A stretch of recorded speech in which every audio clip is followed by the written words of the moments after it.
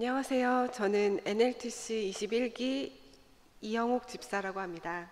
예, 어, 일단 처음에 제가 전도라는 말을 들었을 때 저는 나와는 전혀 상관이 없고 나는 절대로 못할 것 같은 일이고 말을 잘하시는 좀 사교적인 성격을 가진 분들이나 가능한 일이라는 선입견이 있었습니다. 그런 생각을 했던 저에게 이런 기회가 주어지고 직접 전도를 할 수 있었던 것은 어떻게 보면 기적과도 같은 경험을 한 것 같이 느껴집니다. 하나님이 계획하셨다는 게 아니면 정말 말도 안 되는 일인 것 같습니다. 저는 초등학교 때 처음 친구를 따라서 교회를 다녔는데요. 그런데 그 당시 부모님은 두 분 다 교회를 다니지 않으셨고, 그러다 보니 이제 중학교 때 되면서 자연스럽게 교회에도 멀어지게 되었었습니다. 그런데 하지만 어렸을 적에 수련회에서 기도를 하면서 눈물을 흘렸던 그런 기억이 마음속 깊은 자리에 남아 있어서 항상 하나님이 계시다는 생각은 어렸을 때부터 느끼고 있었던 것 같습니다. 하지만 그 믿음이 좀 막연했고 확신도 없었던 것 같습니다. 그 후에 결혼을 하면서 다시 교회에 다니게 되었는데 이때에도 사실 막연하게 교회만 열심히 다녔던 것 같습니다. 그러던 중에 작년에 새생명 전도 훈련을 먼저 받으신 박정현 권사님을 통해서 사형리를 처음으로 접했는데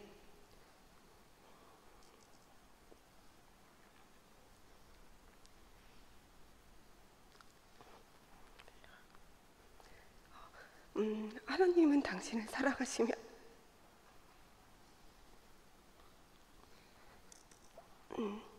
당신을 위한 놀라운 계획을 가지고 계십니다.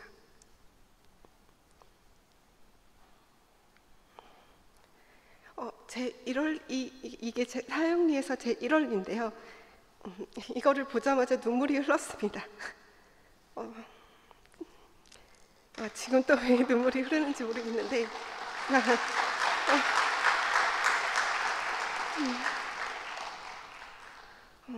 왜 눈물이 흐르는지 모르겠지만 하염없이 계속 눈물이 흘렀습니다. 지금 생각해 보니까 하나님은 나를 사랑하시고 놀라운 계획을 가지고 계시지. 나를 위한 계획이 있으셨는데 나는 지금까지 그것을 모르고 살았구나 하는 그런 마음이었던 것 같습니다. 그 당시에 제 마음속 깊은 곳에는 말 못할 죄로 인해서 사실 스스로 하나님을 믿고는 있어도 구원의 확신이 없었습니다. 이런 제게 박정현 권사님이 한 성경 구절을 읽어주셨는데요.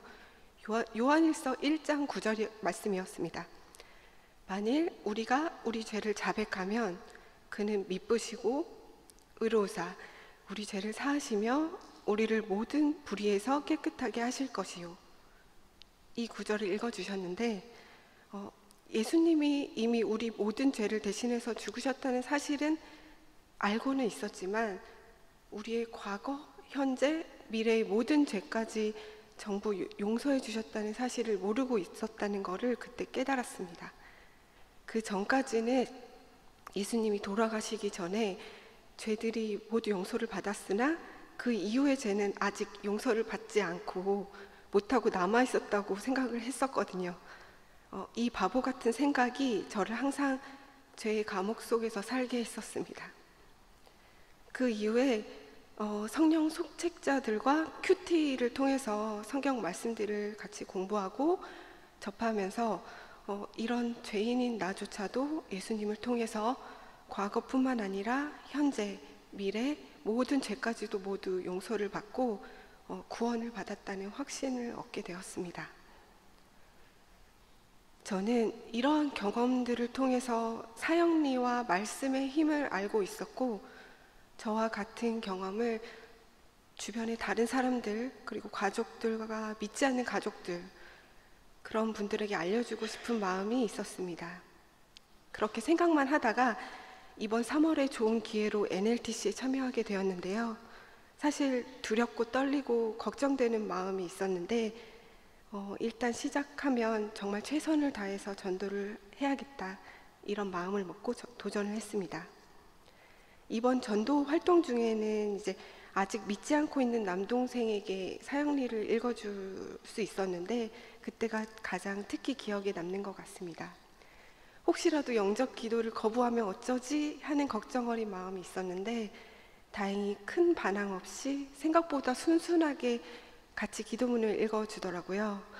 그래서 다행이다라고 생각을 했었습니다.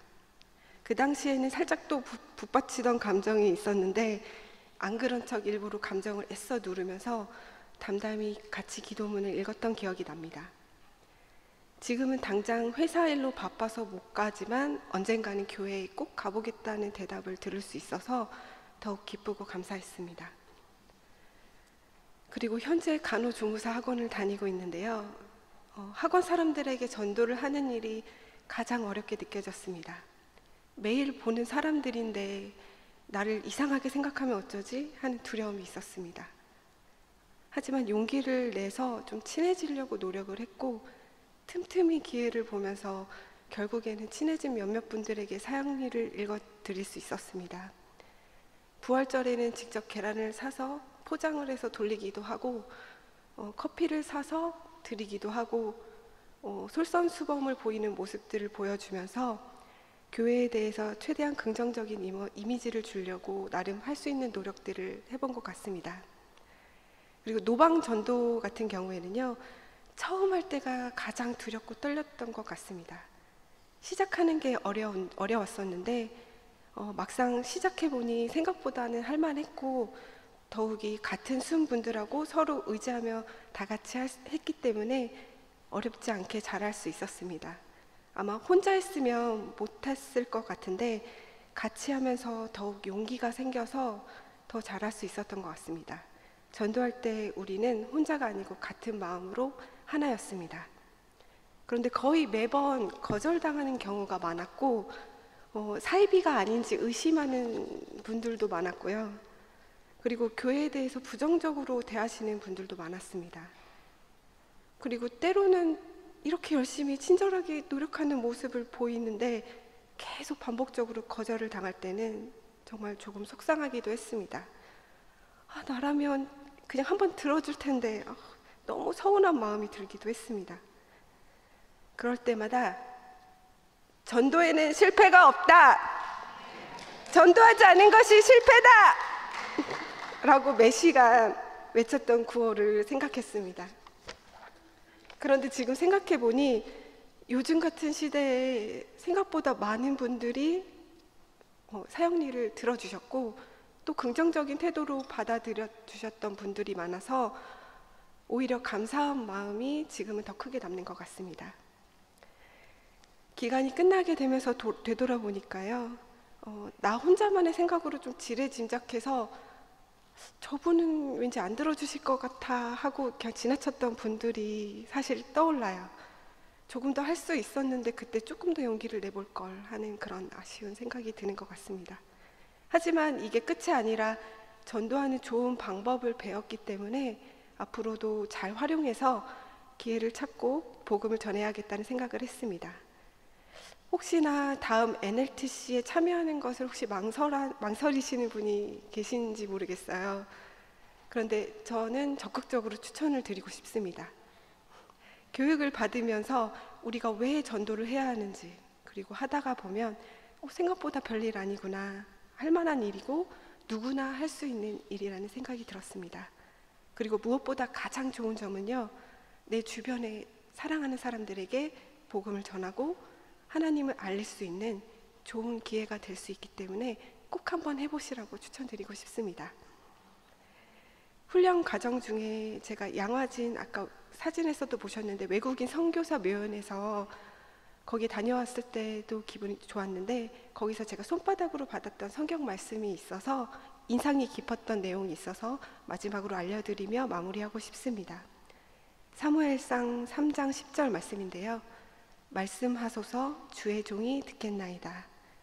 제 생각이나 습성이 아닌 하나님의 말씀을 듣고 말씀대로 순종하는 삶을 살고 싶습니다. 감사합니다.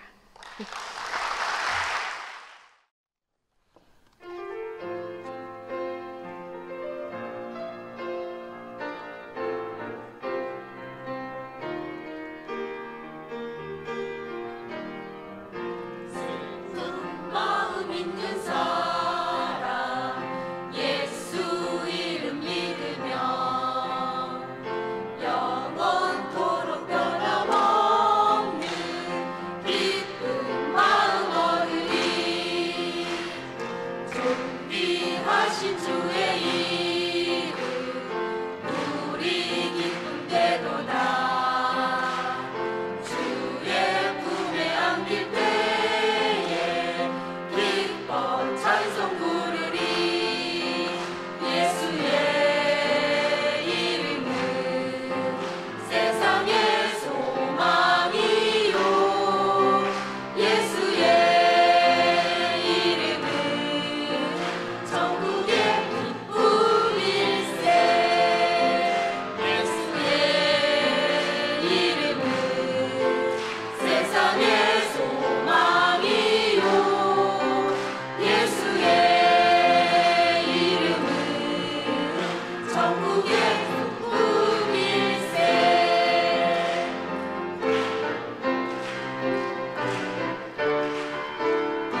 우리 갈 길 나가는